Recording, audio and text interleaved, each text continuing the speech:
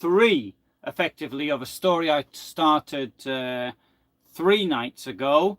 And so yesterday I was talking about Hitler in the First World War, and 3 days ago I talked about an attempt to kill Himmler on the shore of Haida, whilst Goering's wife was being reburied, and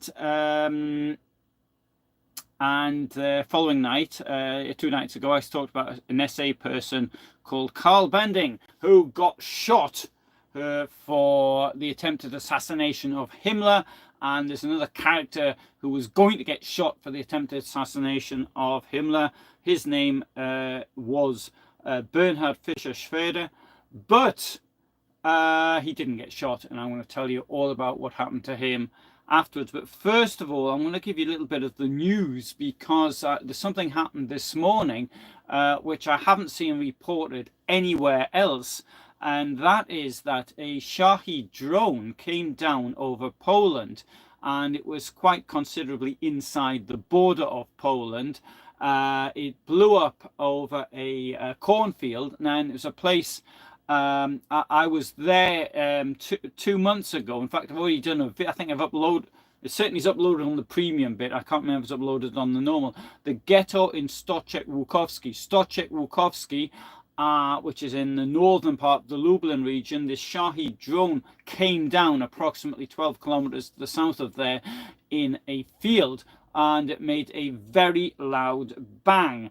And I don't know if this is just one that went off target somehow, or it was done deliberately. But anyway, I have not seen that reported anywhere, and perhaps I ought to have done a little video on that. Except, so I haven't seen it reported. I've just seen it reported in Poland. It's been on in the newspaper in the press here, but I haven't seen it maybe it was on everything. I don't know, but I haven't seen it. Anyway, that apart, spasibo. Thank you. Thank you for my work. Za wasz trud. Okay. So Bernhard Fischer-Schweder, I'm going to talk about him. Actually, I would point out I am actually quite close here to the Russian border. It's only about 25-30 kilometers, something like that, from here. And one thing you have to do when you're close to the Russian border, in fact, I wouldn't be doing these talks close to the Russian border, because you can actually get on the their internet, by accident, not wanting. Hello, David. And anyway, so now on to Bernhard. So Fischer-Schweder, he was born on the 12th of January 1904 in Berlin Spandau. Spandau is noted for, of course, being named after a pop group from Newcastle, was named Spandau Ballet. It's also remembered for the prison there. It's a district to the northwest of Berlin, and considering the prison was pretty big, it was of course knocked down as soon as Hess died or perished or whatever happened to him, hanged himself or somebody else hanged him or whatever, and the prison was knocked down. But coming from a place where there was a prison was quite ironic, considering that Bernhard was going to spend a lot of his time in and around such institutions. Now, his father was Friedrich Carl Fischer. He was born the 15th of April 1871 in Praussnitzin, and he was to die on the 2nd of August 1915 on the Eastern Front. So he was killed in action somewhere in what is today Lithuania.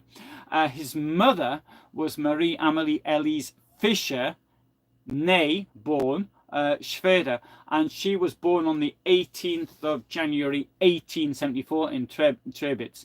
Now, the rather unusual for German, that's a double name. Fischer-Schweder was something he adopted as an adult, maybe due to the fact that as his father died when he was 11, he was then brought up by his mother, and so he wanted to use his mother's maiden name. But in Spanish-speaking countries, that's quite normal. So you take your the two names of your parents, which in my case would sound rather ridiculous, to be quite honest. So it's just as well we don't do that in English. And anyway, so following the end of World War One, many people went off to the far right, and this is constantly repeated on this channel. But bear in mind, it's not everybody, it's the people I talk about who did this. Now, Fischer, who was still at school during the war, he was only 14 when it finished, and as early as 1921, aged only 17, he joined the Freikorps unit, and from there he joined the Black Reichswehr, the unofficial army, in 1923. So the Black Reichswehr, I've done a video where I talked about it about a month ago or so. So this was something that was formed when the French government demanded that the Freikorps units, which were sort of open, voluntary, private armies, and so the Black Reichswehr was funded through military funds and some private funds as well, to have a sort of an underground army. But the people who joined did tend to be those who were into this extreme right-wing sort of stuff, the nationalism and all the rest of it. Now, Fischer joined the Nazi Party on the 11th of May 1923. And so he stayed in it until it was Hitler decided to have his rather ridiculous putsch in a beer hall. I suppose as good a place as any to have a putsch.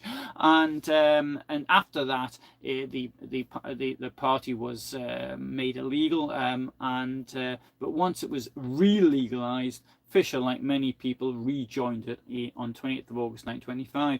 So he was an early member. He had a low number, 17,141. So yeah, he really would. That would have been pretty good later once they actually came to power. He also joined the Sturmabteilung, and so because he liked fighting in the streets and smashing things up. And in the SA, he reached the rank of Standartenführer in 1933, and in 1938 he was an SA Oberführer, so he was a colonel, which is quite way up, isn't it, really? So the SA, the street thugs. And once Hitler came to power, they thought, well, that's great. We can now help ourselves to a bit of this national prosperity. And so, I mean, many of them could just as easily have joined the Communist Party. And had the Communist Party seized power in 1933, I'm sure many of them had just gone over. Of that, I have absolutely no doubt. What they wanted, now that the glorious day had arrived, they wanted some government jobs, and typical of this type of regime, and I'm sure you can think of other regimes that's given a pile of nutters important government jobs, then the Nazis were the same. And in the case of Fischer, he got a job in the police force. So from being a thug in the streets with no qualifications, he became a detective inspector in Berlin Charlottenburg. Sorry, I'll rephrase that. He became a candidate for a detective inspector in Berlin Charlottenburg, and that was great because it allowed him to commit crime and get away with it. And on the 26th of June 1933, Fischer-Schweder, together with Karl Belding, who was his mentor, I think that's fair enough to say, murdered former SA man Helmut Unger. Now, I talked about this twice already, so I won't of the SA. He had also worked as a police informer in Weimar days, so he was informing on what the Nazis were doing. I'd also joined the Communist Party, and he was also giving information to the SPD about what the Nazis were doing. He'd admitted all this. Of course, none of this was illegal. In fact, on the contrary, he was helping the police, although he got paid for it. And the Nazis, the government was concerned, nothing illegal in that whatsoever, but Nazis didn't like it, and Fischer-Schweder and Karl Belding murdered him. And now, as a result of this murder, the parents of the murdered man started making a lot of noise, and Kurt de Lueg, who was then in charge of the Gestapo, went round to see them, and they said, he said, well, get over it, that he's gone, he's dead, but he said, you can have another one, you could make another one if you wanted to. I made that bit up, actually. He mightn't have said that. And anyway, though, an investigation was launched from the Chancery. I have no idea how this would have happened. And to get them out of the way, Fischer-Schweder and Belding were sent off to Wrocław, to Breslau, as it was then called. And on the 30th of June, a couple of weeks, get my dates all mixed up, mid-June, there was this alleged attempt to kill Himmler, and for which Himmler, being a conspiracy theorist, decided it was the SA or somebody who tried to bump him off. Of course, it was just probably a stone which had been thrown up by another car. And on the 30th of June was the night of the long knives, and there they had these two in prison.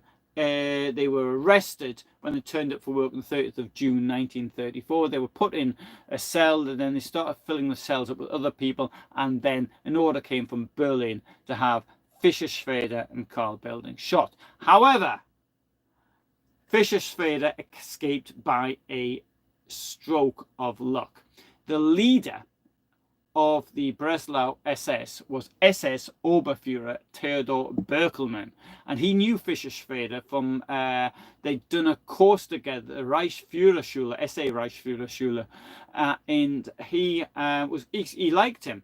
And what he did, he knew that there was an order come through to have him shot because he was in charge, but he pulled him out and said he wasn't going to allow him to shot. So he sent the others off to be shot, but he kept his mate back.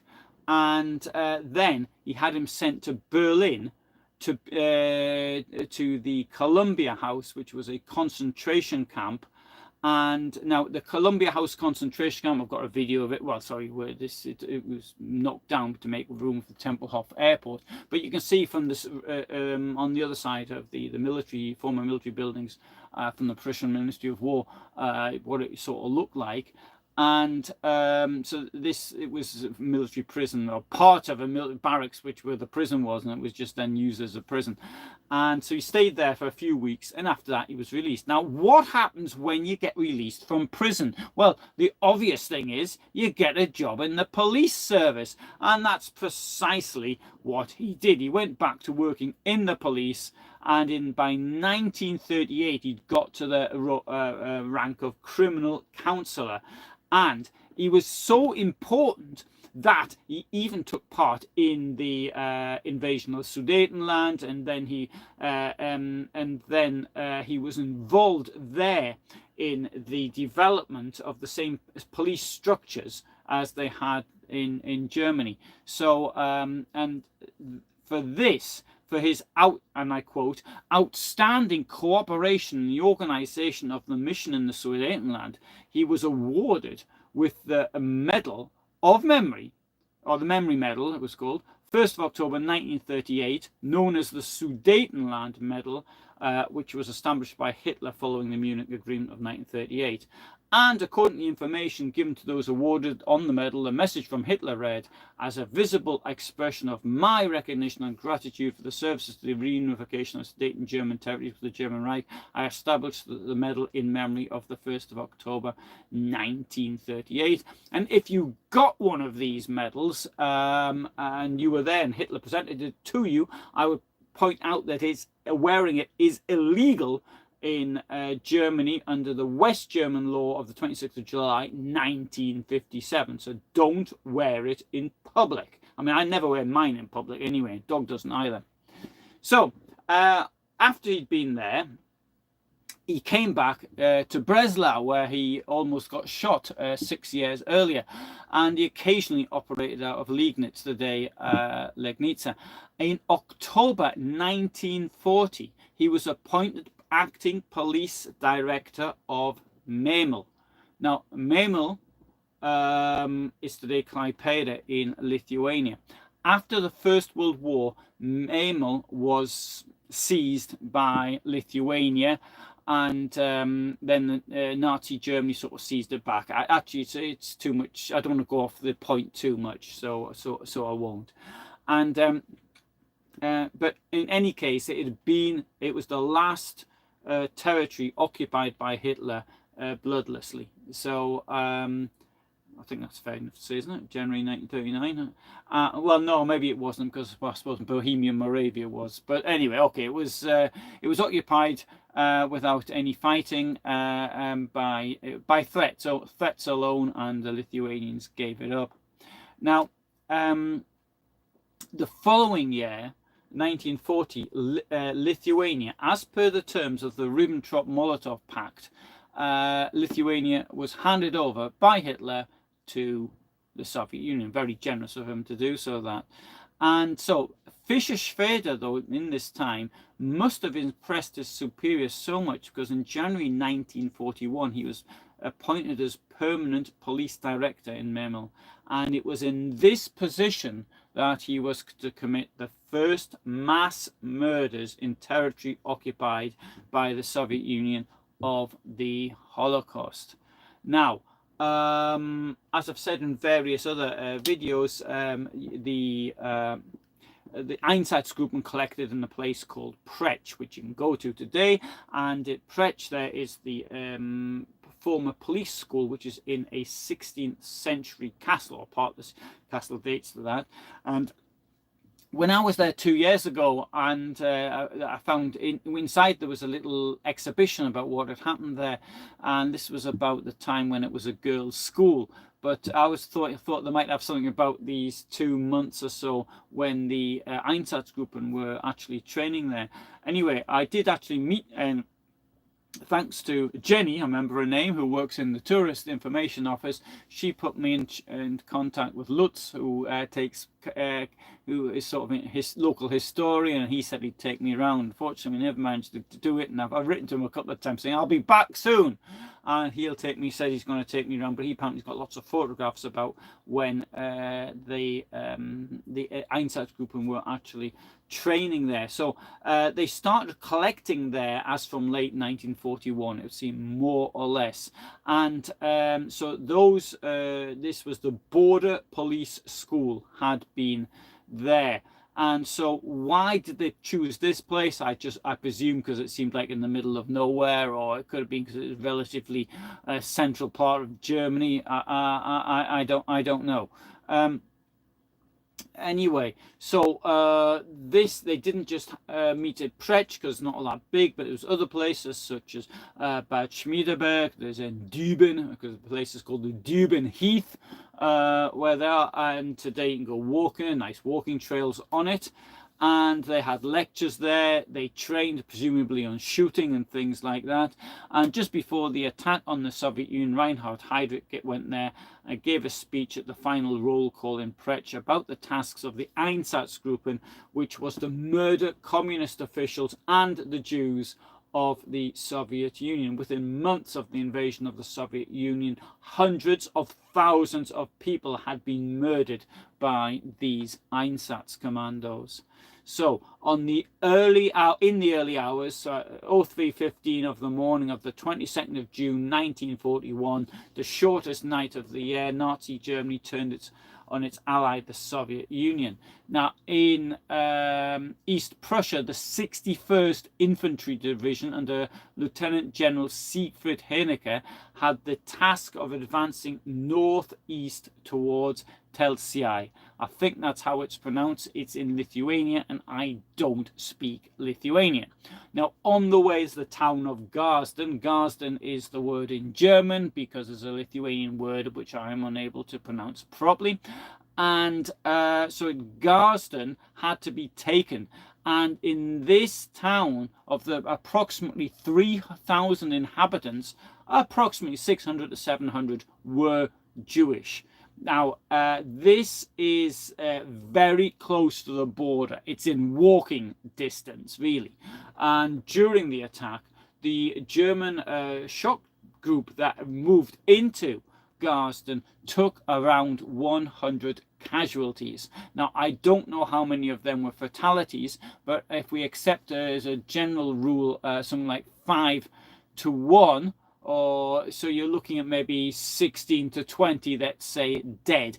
And given the casualties on the first day, that is actually quite high in one village. Yeah, not quite high, it's very high. So now on that day, the 22nd of June 1941, the head of the Tilsit police was Hans Joachim Bohmer. Tilsit is now called Sovetsk. It's on the border between occupied. It's part of Kaliningrad Oblast of Russia. It's on the border today. There's a border bridge there. And but Tilsit, that's where Napoleon incidentally started his invasion of Russia in 1812, and so Tilsit, important town in Second World War, interwar Germany. So Bohmer had around 65 men under his direct command, but he also controlled the border police stations at Tilsit. So he was the boss of the normal police station at Tilsit and the border post there. You also had the border post at Memel, Eidkau, Sudauen, subordinate to him.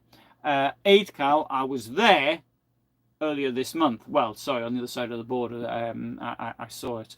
It's in Russia now, so I couldn't go there. So in the early hours, early hours of the 22nd of June 1941, they've just crossed the border, and Burma, I suppose you'd have been up then, you'd have been woken up by the racket, receives an order to murder Jews and communists from the Reich Security Main Office in Berlin, RSHA.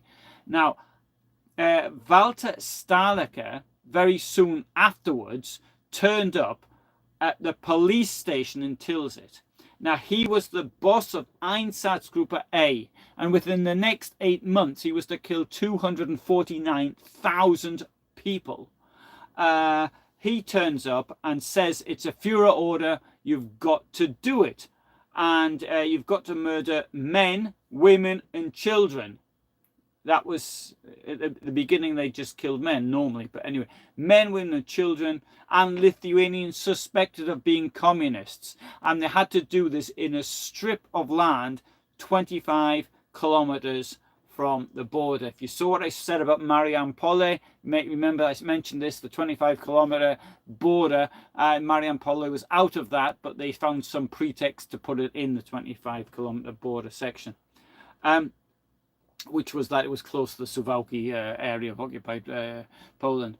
On the 23rd of June, the following day, Burma and Werner Hersmann, the head of the Sicherheitsdienst in Tilsit, went round to see Bernhard Fischer-Schweder and told him of the order. So he was in Memel, and requested assistance because they didn't have enough people to do it.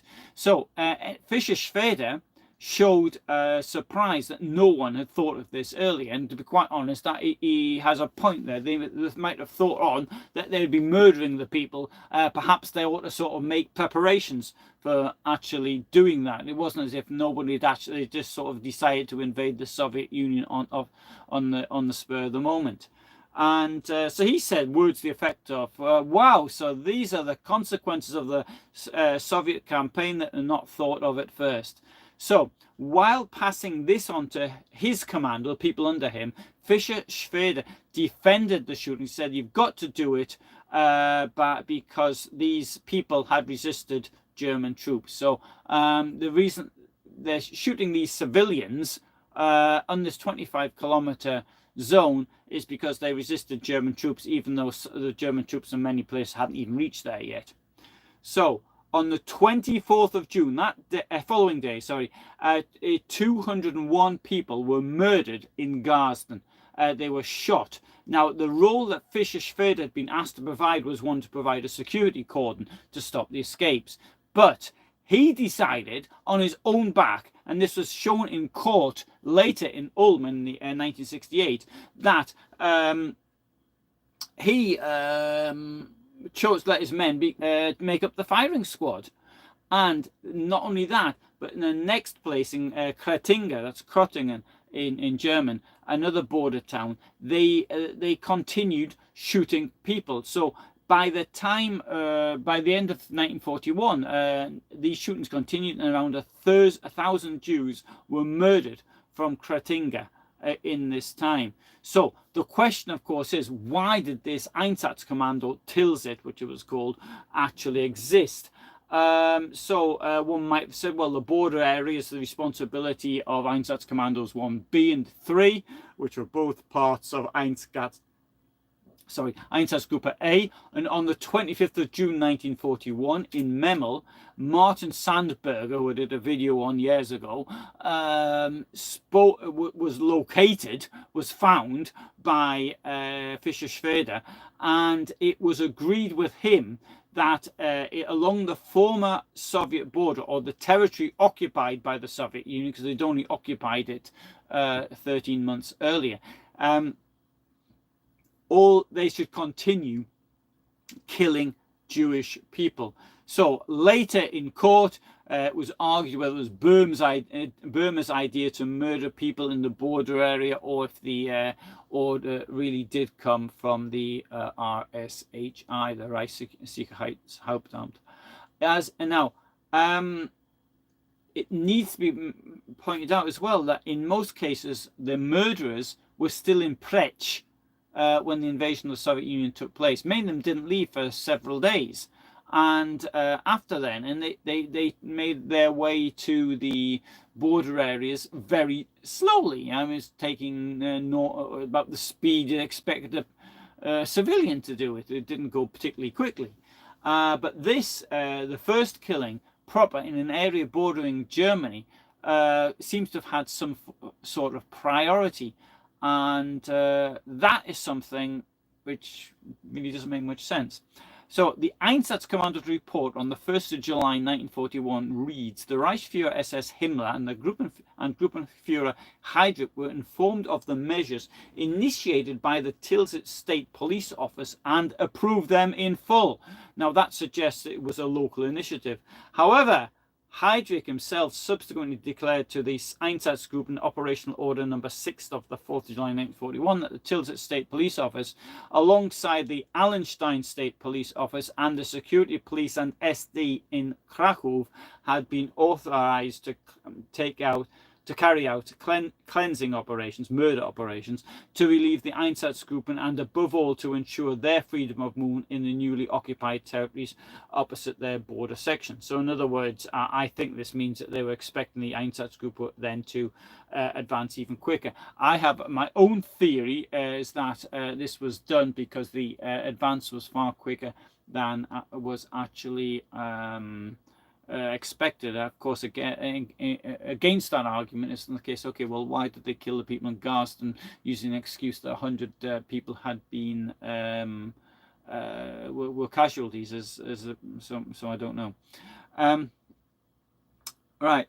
I would argue also that the Tilsit Einsatzkommando is really part of Einsatzgruppe A. The Soviet USSR event report number 26, 18th of July 1941 reports that 3,302 people were killed by the Tilsit Einsatzkommando as of that date. From the end of July, the Einsatzkommando also shot Jewish women, children and old men. Now, he had been given an order to kill females and children, whereas in many places they just kill the men of military age, I would say from 18 to 50, 60, something like that.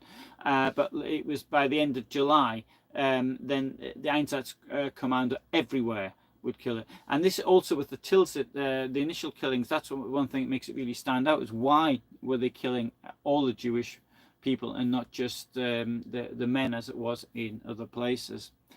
I think that the fact that they are mentioning that the females and the children and the older men is that there were no men of military age left in these areas who were Jewish by the end of July 1941. Fischer-Schweder was transferred to the SS on the 15th of August 1941. Himmler himself, the person who was supposedly the object of his assassination attempt 7 years earlier, actually gave permission. Maybe he'd forgotten who it was, I don't know. And he was given the rank of SS Oberführer in accordance with the principle of rank adjustment. So I mean, if he went from the SA to the SS, so he kept his rank. If he'd gone from the army to the SS, it would be the same. And if you went from the SS to, I don't know what you mean, from the SS to Gestapo or something, I suppose, then you'd also keep your rank. So he stayed in the SS until October 1942, when he was he was a SS and police leader in Kharkiv. And in 1943, he was in trouble because he was involved in some casino shootout. A casino, sorry, it's not a place where you play cards, not in Las Vegas. It's a casino, so the officers mess. From that, he was transferred to the Waffen-SS, Leibstandarte SS Adolf Hitler. And January 1945, he was a company commander of the 12th SS Panzer Division, Hitler Jugend. And so at the end of the Second World War, Fischer-Schweder went into hiding under the name Bernd Fischer. And he got himself a job working for a vacuum cleaner company in Stuttgart. And he was, this was okay, he was well under the radar. In 1955, though, he got himself a job as head of a refugee camp in Wilhelmsburg, which is near Ulm. Now, it would strike me that the best thing to do if you were a Nazi murderer who'd operated in lands where there'd been a significant German population, but the German population who had lived there were now all refugees because they were forced to leave, then the last thing just about that you'd want to do is to run a refugee camp. And this advice of mine would have been good advice, because his past became known very quickly and he was dismissed from the service. However, he wouldn't take no for an answer, so he applied to the authorities to get his job back. He was rejected, and then he sued for reinstatement before a labour court. And the case became public, and one newspaper had a headline which says SS Obersturmführer sues for reinstatement. Now, bear in mind that the press was certainly far more progressive. Now, the legal system, lawyers and all the rest of it, many of them had Nazi past, but the press was the opposite. The press was on top of anybody who was linked to the Nazis. Incidentally, he wasn't an Obersturmführer. They got that wrong. But anyway, it doesn't matter. It made the point in the article. And the press article was actually seen by somebody who had known Fischer-Schweder from Memel, and he wrote to the newspaper and he told them about the murders. Now, the letter to the editor was passed on to the Ulm Public Prosecutor's Office, and they sent the police round to arrest him, and then he ended up in prison. So there was an Einsatzgruppen trial in Germany in 1958. I think I said 1968 earlier, did I? I've got a feeling I said that, but anyway, it was 1958. Sorry, I've got a feeling I just said that. Maybe I didn't say that. And so in the trial itself, I'll do a video on this one day. He got 10 years in prison, and for aiding and abetting joint murder in 526 cases. So it's what? How many months are in that? 12 times 12 to 120 months. It's not even. It's just like about a week for each case of mass killing that he was involved in. In court, it was found that, and I quote, Fischer-Schweder had not acted on orders, but voluntarily out of an innate need for recognition as a civil servant. On the other hand, in the opinion of the court, he was obliged under section 7, under paragraph 7.2 of the German Civil Service Act 1937 not to comply with the shooting order, since it constituted an order the execution of which was recognizably contrary to criminal law. Sorry, I'm here now translating, so that's why it sounds a bit funny. As far as Fischer-Schweder was concerned, it didn't really bother him, because he died of a pulmonary embolism in 1960 in prison in Hohenasperg near Ludwigsburg at the age of 56. And there's quite a lot of information actually on him in the Berlin Document Center, should you ever get a chance to go there. Right, so that's that one. It is. I'll have a look at some of your questions now, if that's okay. And so Sarah, yeah, I'm very pleased. So hi, Alan, says Craig. Sarah says spasibo vam za vaš trud, and so thank you, you vam, za vaš trud, for your work. Hello, David. Hello, Craig. Colin. Love is everything says, how much is this guy paid to make hoax material? There's another, another twit from neo-Nazi. Hello, Declan. And Colin says Tempelhof Airport is an exceptionally impressive place. Sorry, is there any more questions? Oh no, sorry, there's more questions. I've got this. The computer screen didn't go down. Colin says Kaliningrad is a very interesting place. I was there 10 years ago flying solo. The Russians I met were generally friendly and helpful. Yeah, I've got to say I feel very. I've never been to Kaliningrad, so I don't know. I mean, I stood on the border 3 weeks ago and photographed myself and filmed next to it. Sorry, with the red flag, because they put where I was, they put a communist flag up in the background. So it's not just Sergei Lavrov walking around with this SSSR or CCCP, as it looks, T-shirt. It's they put one up there as well. And I also went to the place where the train border is, so where the trains go over into Russia, so Edkow, former Edkow, and I spent a lot of time in Moscow. In Petersburg. Sorry, I've been there, but Moscow. I think it's one of the most exciting places I've been to. It's got, from a cultural point of view, it's really super interesting, and I think the friends I've got there as well. You know, people that I'm a bit. I don't really want to contact because of the situation. I don't want to put them in any trouble, and anyway, so that I have absolutely nothing against Russians anyway. Anissa says, I was taught your last name in Spanish was father's name and then mother's name, maiden name. Yes, that's correct. That's correct. Didn't I say that? Maybe I said something else. If I said something else, I didn't mean to. Sorry. And yeah, and Declan says, yeah, it's incredible that these people got off with barely any prison time.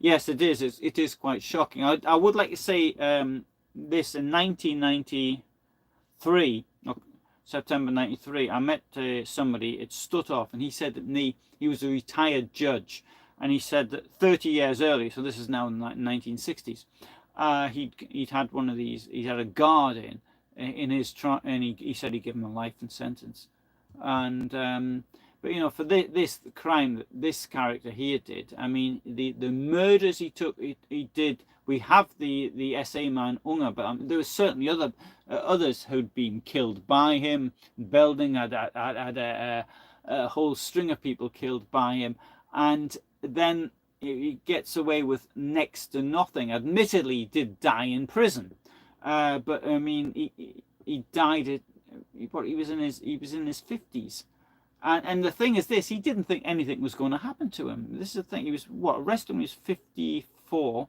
And it's the arrogance of the whole situation. I think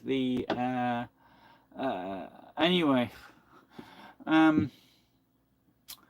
Yeah, I mean, I also find there is this thing in Germany which I try to understand, is that the people who created the Federal Republic of Germany, the people who wrote the Constitution, the Basic Law. These were people largely who were anti-Nazi, and they wanted to start again. They want to not just put the Nazism behind them, they want to put the Prussian, the militarism, and all of this sort of stuff, all of this behind them, the nationalism, and start again. And part of that start again was sort of in this forgiveness and all the rest of it. But you know, it's very easy to forgive somebody if you're not the person who the evil was done to. Anyway, so Anissa writes, no wonder our parents warn us we're judged by the 5 people closest to us. Yes. Okay, thanks very much for being here today. That ends that trilogy. I've got nothing more to state on the. I might do something again on the more on the Tilsit Einsatzkommando.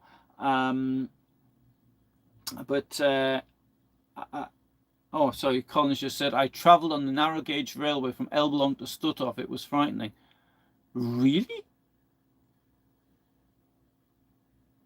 When was that, Colin? Unless it's a new one. I mean, I thought that had all been taken. I thought it had been taken up, because the first time I went to Stutthof was in 1992. And anyway, I'll be passing the day after tomorrow. So I don't think I will be able to do a live talk tomorrow. 15 years, I didn't know the trains were running then. Okay, great. There's a really nice bike path I noticed when I was there. When was it, 3 years ago? But anyway, I don't think I'll be able to do it tomorrow, so this might be the last one I do for some time. I'm now I'm in Warmia Mazury. I'm north of Olsztyn in Poland, Lidzbark Warmiński. I'm in, and so I'm gonna head towards. I'm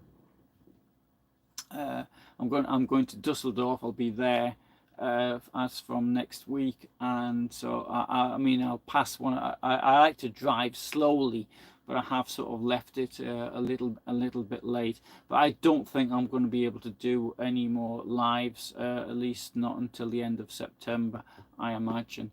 But for the moment, but every night there is a video. Many of them are only short videos, so these shorts in.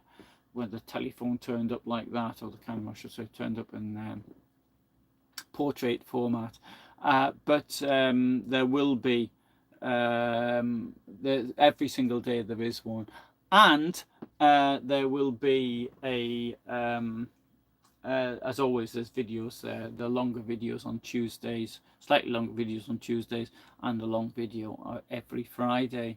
I filmed quite a lot actually in the last few days. I mean, so I was there, but the start point of this video, this tour, was undoubtedly the OKH headquarters, Oberkommando des Heeres, at former Mauerwald, and now Mamerki. These huge bunker complexes, really amazing, and these are the ones that served the Wolf's Lair. So Jason says no slacking. Yes, now the thing is this, this trade fair I'm going to Dusseldorf brings me approximately well, it brings me more than half the income I get, so I've got to make sure I'm on form for it. I don't actually earn all the income in this 10-day period, I must point out, but it's the source of the income, so a lot of the work is done is later. But don't worry, I shall be back, and there are videos up. And incidentally, there's something actually occurred to me recently. It occurred actually yesterday. I noticed that one of the channels that I watch, one of the people had died, and this was a physical therapy site I watch. But because of this physical therapy site, I sort of sleep in a particular way, and so it had an effect on me. And there's another site I watch regularly, and the person was, I used to anyway, because he was killed by a green mamba. He was a snake channel, and so these two people who I watch regularly, who died, and it occurred to me that if I sort of something happened to me, you mightn't actually notice, because I've actually planned the videos up to 2 years now in advance. So there are videos which will go up on the 31st of August 2027. Anyway, so the motorhome of my dreams, I like the one I've got at the moment. This is the motorhome of my dreams, Himmler B514. Absolutely brilliant. It's the right size, so I can park it, 639 centimeters. And yeah, he was killed by a green man by Jason. Yeah, and bit him. And the width is 222. It's about right. So any smaller, it's too small to live in. But if it was any bigger, it's hard to park. And yeah, they're all diesel, John, all of them. Do I have autopilot? No, I don't like that. What do you call it in English? Well, it's not autopilot. It's cruise control. No, not cruise control. Yeah, it is cruise control.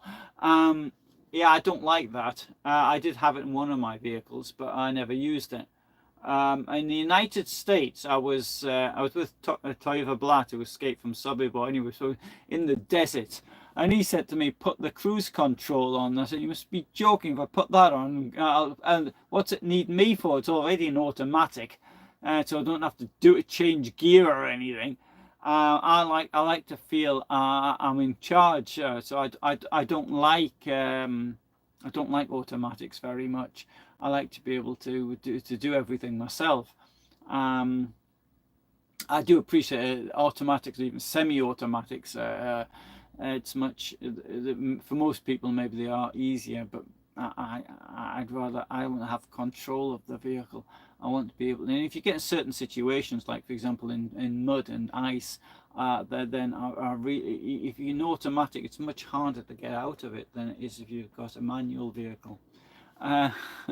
So David says the dog doesn't bite, but he does. Engine size is 2,800 cc. And I'm not too bothered about engine size, actually, because the thing is this. It is true that if you've got some of the smaller vehicles, yeah, you can feel it a little bit. But the people are too much concerned about 0 to 100. What they ought to be concerned about is 100 to 0. Now, I like to drive. Okay, if I'm on the motorway, yeah, I can go fast, but I don't. If I have to go fast, I'll go fast, but I don't like it. So, I mean, I know it'll do 160, but because I've done that, but I don't like doing that.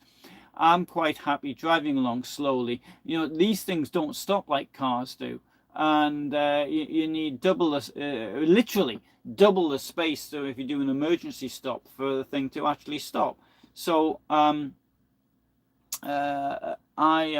don't drive fast, and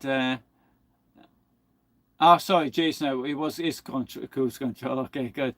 And John says I had a Winnebago Leschero that was stick shift, 22 feet. Stick shift means manual in British English. 22 feet. How long's that? How much is that? That's what, 7? No, 22 feet is 10. 3. That's a good size. Yeah, 7 meters. Sorry. Yeah, and that's a good size. You can in the United States, so it's different because the roads are bigger, and that's the first thing. The roads are actually wider than they are in Europe because there's a maximum width size. I read something of somebody who imported a vehicle from the United States, then he wasn't able to get it on the road because it was 5 centimeters too big for the United Kingdom, but he spent a fortune on importing this vehicle. And anyway, then he couldn't do anything with it. Constant lane assist is very safe going through roadworks, narrow lanes. Yeah, no, I think that would be useful actually, lane assist. And I have actually driven with these things, because I get all sorts of new vehicles to drive as well.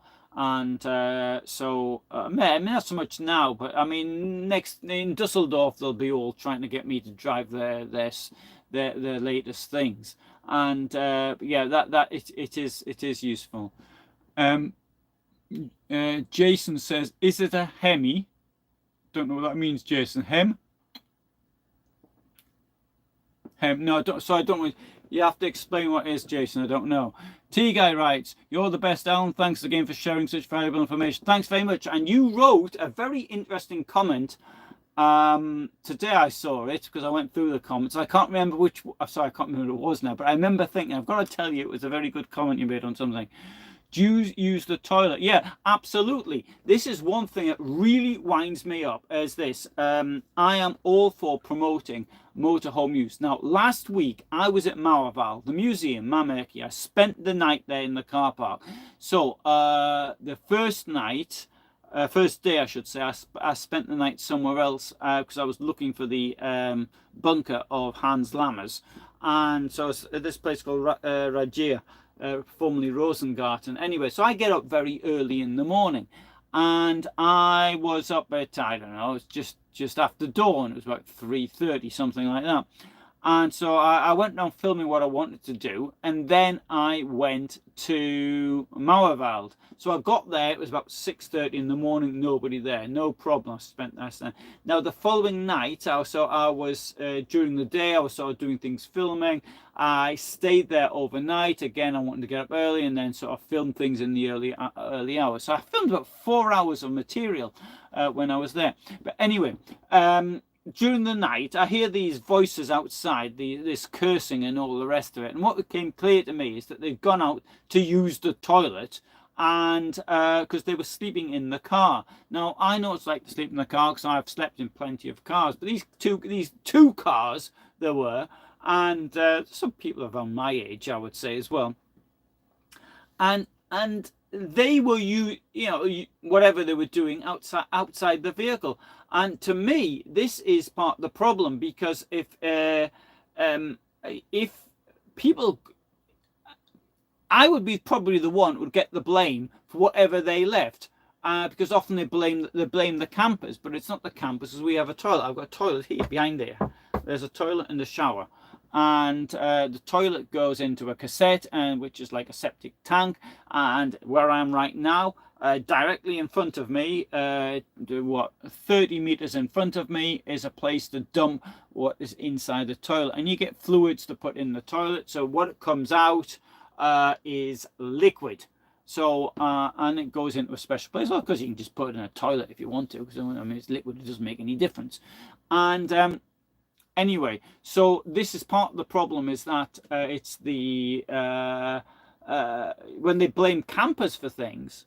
There was an article last year. I was in Malbork, and so I was there. I thought it was great, and I went to the POW camp. You might have seen the video, and I filmed other stuff related to the Free City of Gdansk and the border and this sort of stuff. Anyway, once I was there was an article about campers, and whose motorhome did they put in their art? Well, mine, with my company logo on the outside. Sorry, the company I work for, it's not my company. And anyway, I wasn't very pleased with this at all. So I wrote to the newspaper, and I said, well, you've got your facts all wrong. One of the things he was saying is people using the toilet, outside. I mean, so urinating and defecating outside the vehicle, which they shouldn't be doing. And they say it's not campers doing that, it's people in cars. So if you want to stop this happening, ban cars, don't ban campers. Anyway, sorry, that's my point. Anyway, good. I've went off the point there. So John says it was small. It was Winnebago. Winnebago being an American brand of camper van motorhome. It was small, but it was front wheel drive, so it was a lot of room in the rear. Made in France. Loved it. Oh, right, a Winnebago made in France. That is curious. Jason says a HEM is a famous classic muscle car engine used in Plymouth Dodge. Okay, sorry, I don't really know that much about cars. I mean, my car days are over. I suspect I'll never own another car in my life. I suspect. I don't know, but I think it's probably. I certainly won't own a fuel car. It'll be electric anyway. So, and Jason says the Dodge Challenger and the Dodge Charger. Yeah, I don't know. Dodge actually is, I think Dodge is owned by Fiat now, I think. I'm not certain, that might be wrong. Anyway, Gates says, "Yup, toilets are a big subject with campers." Yeah. To me, this is something I'm really opposed to, the idea of camper vans without toilets. I appreciate, you might be in a camper van and I'm trying to find something here suitable. Yeah, you get, something like, okay, this is where I keep my beetroots, but I mean, something like this. Well, you need a bigger one, right? A bigger bucket. This is a bucket with a lid on it. You need a big one. But if you're using something like that, which you'd had, I don't know, gherkins or something in previously, that's okay. That's okay, provided you're not just throwing it out in the forest or something. It goes away in the proper place. And that's the thing. And often you often go into the forest and you see bits of paper left lying around. And that's because people have been, well, you know what they've been doing with it. I find that totally disgusting as well. I mean, I appreciate there are all times we all urinate in the forest and we all defecate in the forest when we have to. But you bury your waste. I mean, you don't leave it there for everybody, or you take it with you if you can. That's the way I see it. So I'm quite into nature conservancy. Colin says, a lot of rough campers generally have no respect for the environment. I don't know. I don't think that's true, Colin, because I mean, I do see things happening that from time to time, but I think that people who sort of live with nature respect it. I don't know. I mean, that's what I think. Anyway, maybe I'm wrong. And Chris says, hello, and interesting video topics lately. Thank you. Yes. And Jason, my Lesaro had a 4-cylinder diesel engine and 65 horsepower and got 28 miles to the gallon. 65 horsepower is not very much. Sorry, 28 miles to the gallon is in British terms, that's about, it's about 36 British miles to the gallon. I can't remember what it is now. In the United States, there's 6 pints to a gallon, isn't it? And the United Kingdom is 8. But yeah, so it doesn't mean anything to me anymore. I mean, I obviously have miles to the gallon. I mean, that's what I sort of had when I was a child. But I do everything liters to 100 kilometers now. I've stopped all this. Obviously, we know when I was at school, it was pounds, shillings, and pence. I had to do. Had to learn that. Then this decimal money was introduced, and that was. But I never got onto multiplication of pounds, shillings, and pence. Right, and anyway, so Hemi have a curved top on the piston, I think, while the idea the rounded top produces more torque. Right, well, you know more about these things than I do. Colin says, Fiat Plus, Peugeot, etc. Stellantis. Yes, I shall be seeing the boss of the company, at least, sorry, the delivery, the van, the van part of Stellantis. I shall be seeing him the Saturday after next. And Jason says, yes, you're better off not owning a car ever again if you don't have to, unless it has a Hemi. John says, Lescharow had a Fiat engine. A Renault engine. And Jason, yeah, even cats bury their waste. Once I went to a beach and a cat tried to bury me. Good one. And yes, yeah. I mean, this to me about. I mean, I used to carry a spade, and when I had a camper van for emergencies like this. Okay, now it's not. I've got a proper motorhome, I've got proper everything in here, and so I've got a nice sort of seating area. I've got this desk and kitchen here, and there's my shower, and there's the bed at the back. There's also a possibility of another bed at the front, although it's no longer a bed. I've turned it into storage. There is a blow-up mattress, the inflatable one, just in case we have guests, or what's being used in storage will have to go in the back or up front or whatever. But it's without this motorhome, it would be extremely difficult to do what I do, because I used to sleep in the car and travel around in that, but it gets very tiring very quickly. And it's like here, I can, before I do this video, for example, these videos, I've been in the shower, I've had a proper washed myself. Sometimes during the summer, I can be in the shower 4 or 5 times a day. It's and not only that, when you get into internet access, and I've always found when I go to archives or something like that, people are always really nice. They think it's really good. Let you do things from the motorhome, and Declan says, I like looking at RVs, but can't afford one. Maybe when I retire. Yeah, no, they're not cheap. I mean, mind you, the prices really come down because during COVID there was this huge spike in prices. Now this was caused by supply chain issues to start off with, so this new stuff wasn't available, and the supply chain issues, because you're looking at the component parts. You can imagine that you may only have 1 or 2 suppliers of some microprocessor, or even screws or something like that. It's something absolutely ridiculous.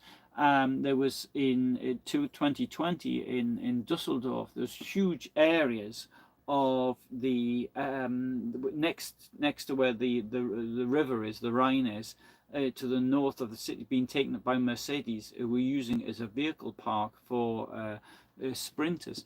And the reason was because they all lacked certain microprocessors which they were unable to source because of the disruptions caused by COVID. And so as a result of these disruptions, the prices of vehicles almost doubled. And but that was second-hand the same thing is now. It's the opposite. And for example, what this cost, this vehicle I'm in right now, 2.5 years ago, I mean, you'd certainly today it'd be about 25% cheaper, 25-30% cheaper. It was just, it wasn't, it was that was the moment when it was bought. So anyway, things have reduced in price. Collins says, never leave a trace, otherwise you can be tracked. That's your army training. Yes, indeed. The only thing you should leave, because actually I work for a company, one of the slogans is never leave it. The only thing you don't leave anything except for footprints. And that's sorry, it's not my main thing I work for. It's the second thing. And yeah, so you shouldn't leave anything. You should not leave anything. We should enjoy this. I mean I think that the earth is such as that protection of natural resource is really important in nature, and what we leave we should leave for other people to enjoy. Don't mean 100 years time, I also mean tomorrow. So that's why you shouldn't actually mess things up. Yeah, so John says the market in the US is saturated in motorhomes, so you can find some real bargains. You can, and not only that, there are companies which are on the verge of bankruptcy as well. And a number of companies went bankrupt in 2008. Then, obviously, in 2008, the problem was slightly different to what it is today. The problem then, of course, was the financial squeeze, whereas today it's overproduction, and there was factories being opened and all the rest of it not so long ago. And now it's really sad thing that so many companies were working short time because they couldn't get the parts, and now we've got the situation where they have to close because they can't find the customers. Anyway, thanks Colin, thanks everyone else who was here today.